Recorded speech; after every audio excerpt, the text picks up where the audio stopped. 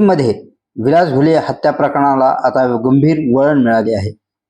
विलास घुले यांच्या हत्येला महिना उलटून गेला तरी देखील आरोपींवर कठोर कारवाई होत नसल्याने तसेच खासदार बजरंग सोनवणे यांच्या मुलाला अटक करावी यासह विविध मागण्यासाठी घुले कुटुंबियांकडून जिल्हाधिकारी कार्यालयासमोर मागील 10 दिवसापासून उपोषण सुरू आहे.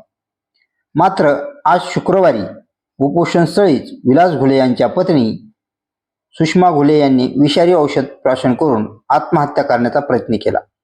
यामुळे प्रशासनात एकच खळबळ उडाली आहे. सुषमा घुले यांना तातडीने बीड जिल्हा रुग्णालयात उपचारासाठी दाखल करण्यात आले आहे. केस तालुक्यातील हॉटेल व्यावसायिक विलास घुले हे भांडण सोडवण्यासाठी गेले असता त्यावेळी त्यांच्यावर निर्घृणपणे वार करण्यात आले. या घटनेत त्यांचा मृत्यू झाला. या प्रकरणातील आरोपींना तातडीने अटक करावी या मागणीसाठी घुले कुटुंबीय आणि समर्थकांकडून आंदोलनही करण्यात आले होते. या प्रकरणाचा तपास करण्यासाठी पोलिसांकडून SITची देखील स्थापना करण्यात आली आहे. दरम्यान विलास घुले यांच्या कुटुंबियांनी खासदार बजरंग सोनवणे यांचे पुत्र सौरभ सोनवणे यांच्यावरही गंभीर आरोप केले आहेत. सौरभ सोनवणे यांनी आरोपींना सहकार्य केल्याचे घुले कुटुंबियांचा आरोप आहे.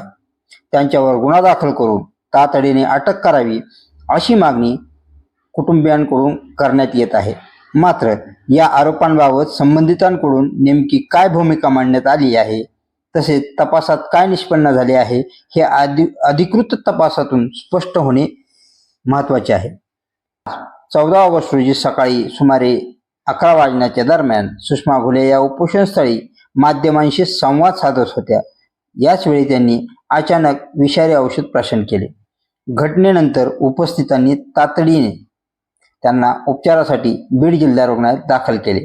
या घटनेमुळे जिल्हाधिकारी कार्यालय परिसरात काही काळ मोठी खळबळ उडाली होती.